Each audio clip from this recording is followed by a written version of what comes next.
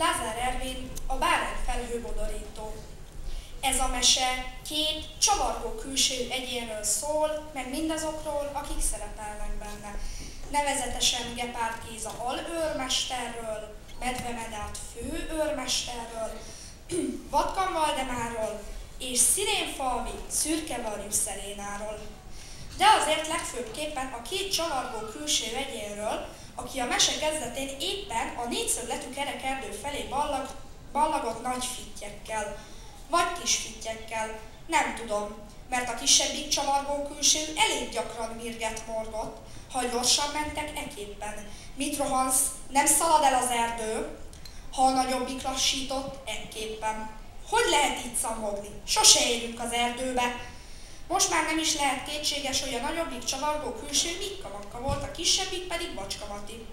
Őket vette észre a négyszögletű kerekerdő két rendfenntartó közege egy tisztással. Aha!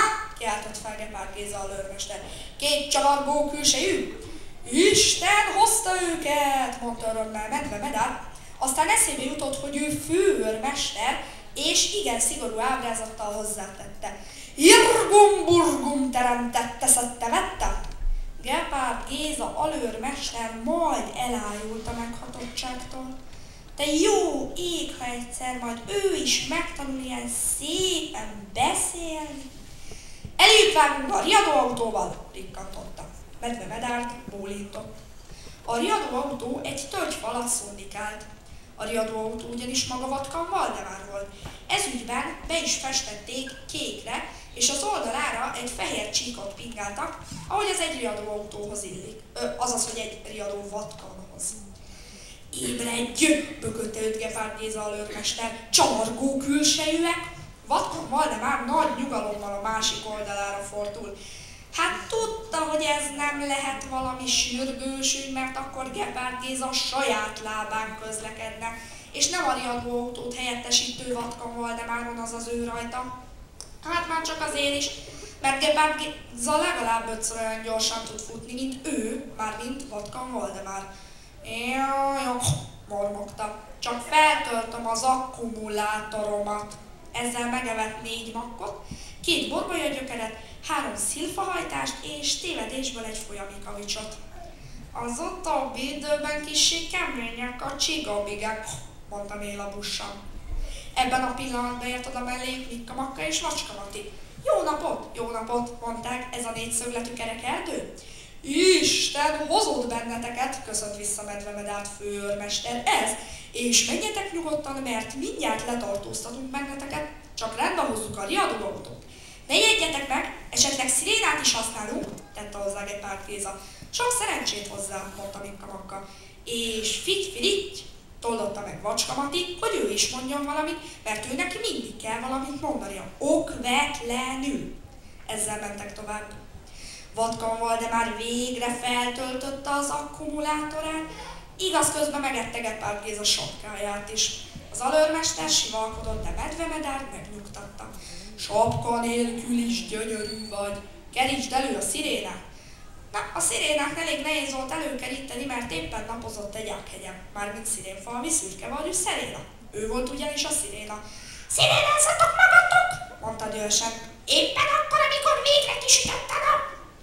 Ne vitatkozz, mondta hivatalos hangon Gepárd Géza, de Szirénfalvi Szürkevarjú Szeléna vitatkozott.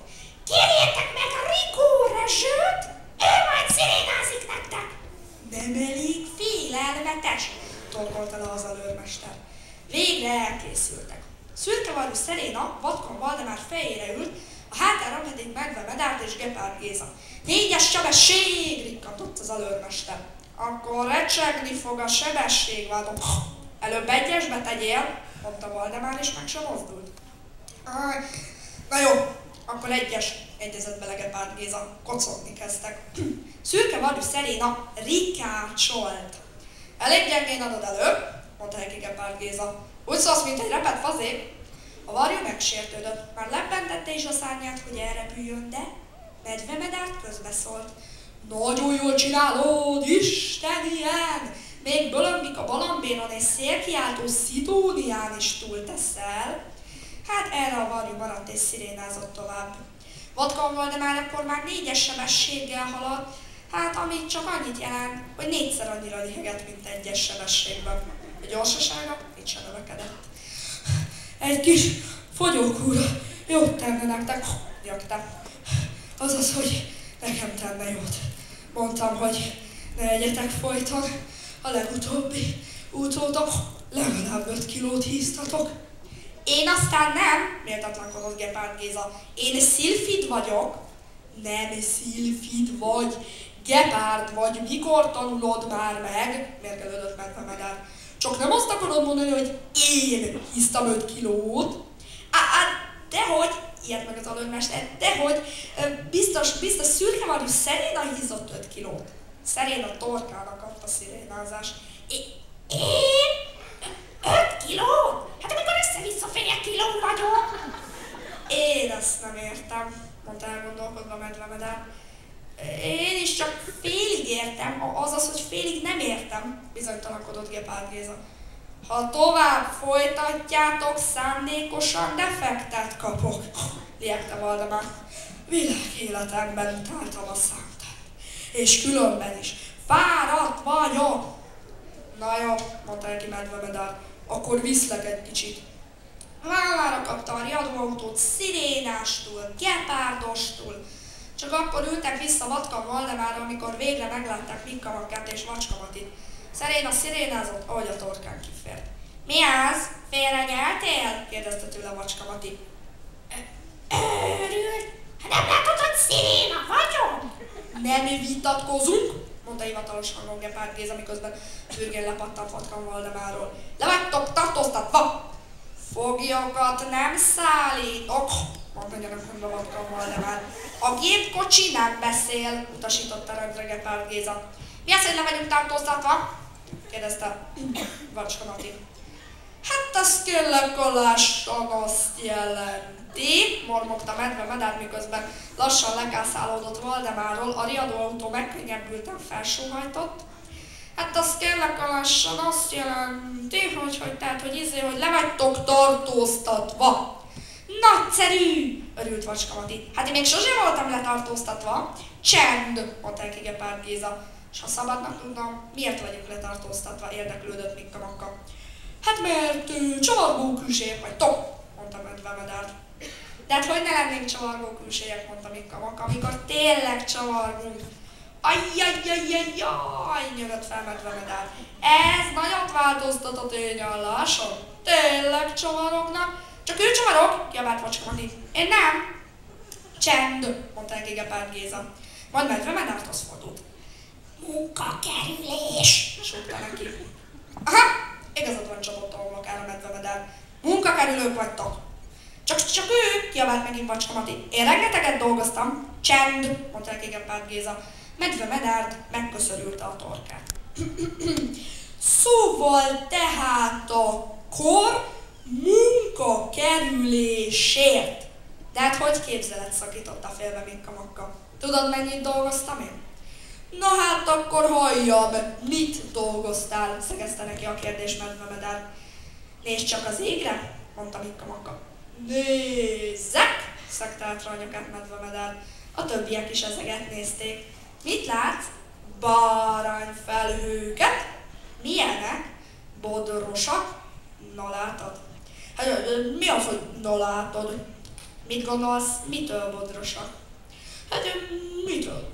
Tényleg mitől? Gondolkodott el Medvemedár. Hát mert kibodorítottam őket, csapott mellére Mikka Makka, mivel hogy én vagyok a bárányfelhő bodorító. Ó, mondták mindjárt. Gyönyörűséges.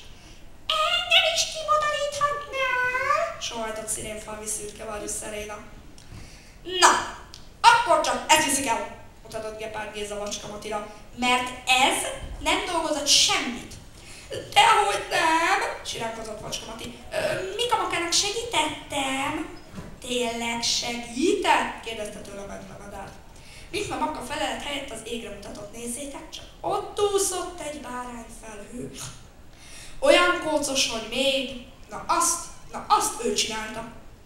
Miért engedsz neki belekontárkodni? kérdezte tisztelettel Medvemedárt. De hiszen az a legszebb, mosolygott Minka Makka. Az a kócos, egymásra nevettek Macska Matival. Ezek után nagy békességben együtt ebédeltek valamennyien. Vatka Valdemár foga alatt nagyon ropogott valami. Már megint kavicsot a szelcsig, amíg a helyed, vihogott kell örvendően Pál Géza. Vigyorgott Valdemár. A kitüntetéseidet teszem.